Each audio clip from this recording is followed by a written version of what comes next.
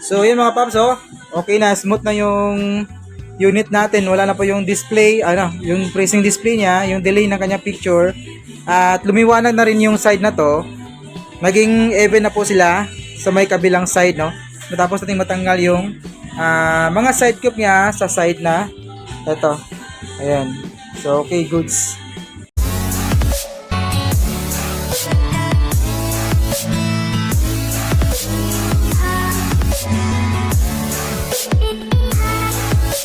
Kaya na, magandang araw sa inyong lahat mga paps and welcome back sa ating channel, no. So sa araw na ito meron tayong ginagawa dito, bali isang Sharp 60 inches na. Ito yung kanyang model, model niya and 40-6C60DK1X. And yung problema nito, sabi na mayari nung unang pagdating nito is dim display lang siya. Tapos ma-check natin, inisulit natin yung kabilang side, meron siyang kalahating buo, no. Tapos yung kaliwang side, meron siyang bar lines. Pero ang problema nito, wala siyang clock. Walang clock yung unit na to kasi yung panel na gamit niya is non-GIP panel, no.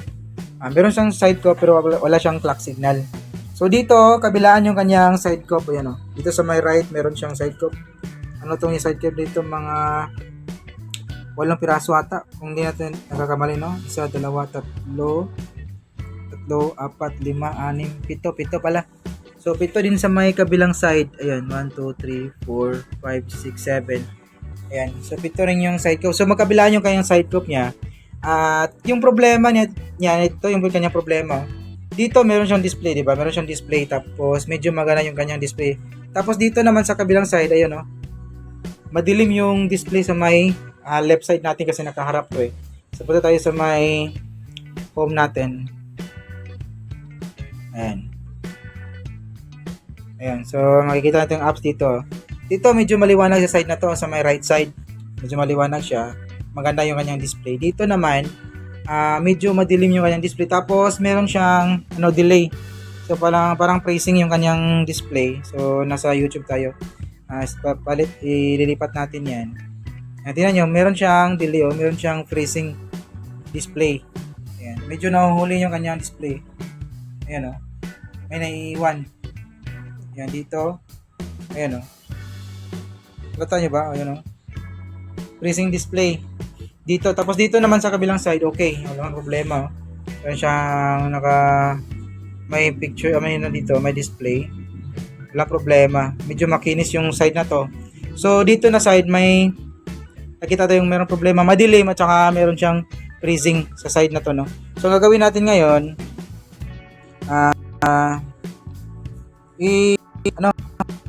tatanggalin natin yung kanyang mga banda. So wait lang So dito pwede tayong magtanggal or mag-detach ng side cup. Kabilaan yung kanyang side cup, no? Tulad nito, kabilaan yung kanyang side cup. Kasi kung mawala yung kabilang side cup, okay lang yan kasi meron pa namang kabilang side.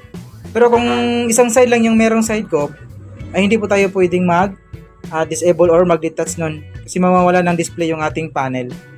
So, pwede mag-detach, pwede magtanggal ng side cup kapag kabilaan yung side cup niya, yung design ng panel. So ngayon, tatanggalin natin yung 7 side cup dito sa side na to kasi dito na side yung may problema. Titingnan natin kung magno-normal ba yung display natin dito, no. So sa pagtanggal dyan, gagamit tayo ng konting hot air para dandahan ito sa pagtanggal yung kanyang mga side cup. Tapos iangat muna natin yung kanyang frame. Dito mga paps, dandahanin natin, no. Gumamit po tayo ng hot air para mabilis natin mabunot ditong side cup dito banda, no. Ayan.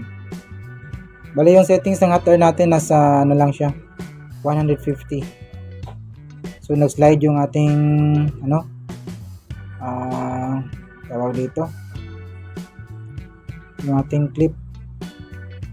So kinakamay na lang natin. So gamitan natin ito, mag-slide siya, hindi siya makakapit. Ayan. So nasa na tayo, pang-4 na, pang-5 clicks, no. Ayan, bali binapass forward na natin to konti para mapabilis yung video natin. Pero dinadahan natin itong mga paps. Ayan, oh.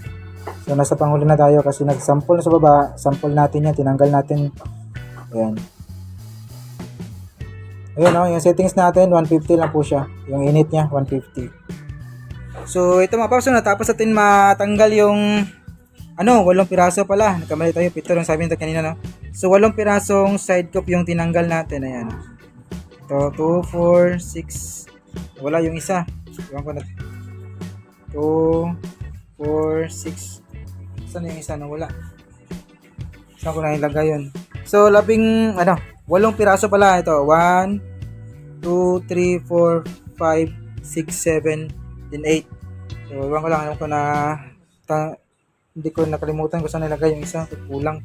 So ito pala, kaya pala nagkaroon ng problema yung side cup design na to. Ayun, kasi pinamahayan pala siya ng langgam. Yan. Ito yung mga langgam na patay. Yan, ito yung bakas nila. So may natin para maklaro. Ayan, dito sila namamahay sa may side cup. Pambihira yung mga migas na ito. Ginawa pang bahay itong TV. So kaya pala nasira yung side cup dito. Ayun, tingnan nyo. Dito pala namamahay yung mga langgam. Yung maliliit na langgam yung namamahay dito Ayan, kasi gusto nila dito. Kasi yung side na to is mainit siya. Kasi yung side cup niyan meron siyang IC. Tulad nito. Ayan, sample. Tingnan nyo yung IC. Pinamahay ng langgam. Ayan, di ba? Napuno siya ng langgam yung IC ng side cup natin. Kaya siya nagkaroon ng problema. So yung kabila, hindi siguro yung pinamahayan kasi normal naman yung kabila, pero lilinisin natin yan mamaya para masiguro. Tapos sabihin natin yung mayari na palagyan ng miracle chalk yung bawat gilid para hindi na makapasok yung mga langgam niya. Baka yung kabila naman yung pamahayan nila, baka yun naman yung masira. Wala natin magagawa yan kapag nasira na yung kabila kasi linitas na natin yung kabilang side niya. Ayan, so testing na tayo. Ayan, nakasaksak na yan, naka-standby na siya. Papower on natin. Yan, power on.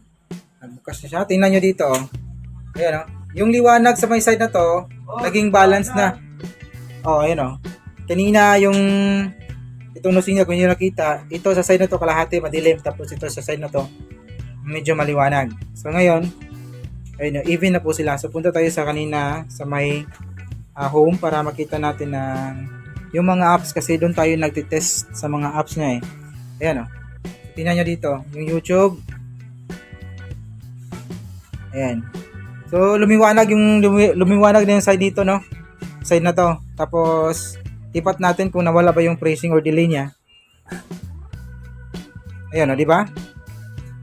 Ayan, smooth na siya. Wala na siyang delay. Wala na siyang freezing display. Hindi nadidelay yung natin, yung picture. Ayan, nag-normal na siya. At tumaas yung brightness niya sa side na to. At tapos natin matanggal yung tawag dun, yung kanyang side cup. Yun, even na po yung kanyang liwanag. So, pag-play tayo ng dito, walang nilagay na watch as guest. Ay, hindi, nandito pala sa may baba. Ayan.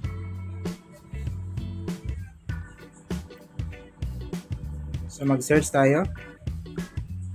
Wait. May baba. Tawa dito.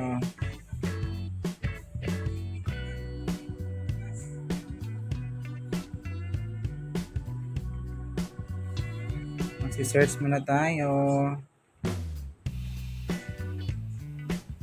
Wala. Ito na. Labas na si Cisco Stackley. Kalimutan ka. Yun. So, yun lumiwanag na. So, dapat pala kanina, tinest natin to ng YouTube para makita natin talaga yung display. Pero nakita nyo naman, madilim sa side na to, tapos ito maliwanag. So, ngayon, natapos natin matanggal yung side cup niya sa side na to, sa may left side natin, naging fair or balance na po yung kanyang liwanag. At saka yung kanyang freezing display or delay, yung kanyang picture, normal na rin. So, play muna natin para meron tayong video. Ayan. So, even na, wala na siyang delay. Ayan, smooth na po yung Yan natin. Pero parang ano yan, parang gumagalaw yung ano natin sa ilaw natin yan. So, sa unit mismo, wala. Normal na yan.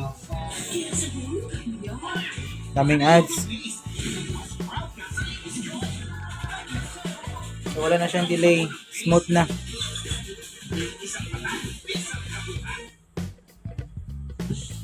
Yan. Okay, goods. Very good. Yan. So, yun. Hanggang dito lang siguro yung video natin mga paps, no? And sana kahit paano may nakuha kayong ideas din ginawa ngayon. Make it as always. And this is your service Ryan Crusade Tech. See you in our next video. Bye-bye.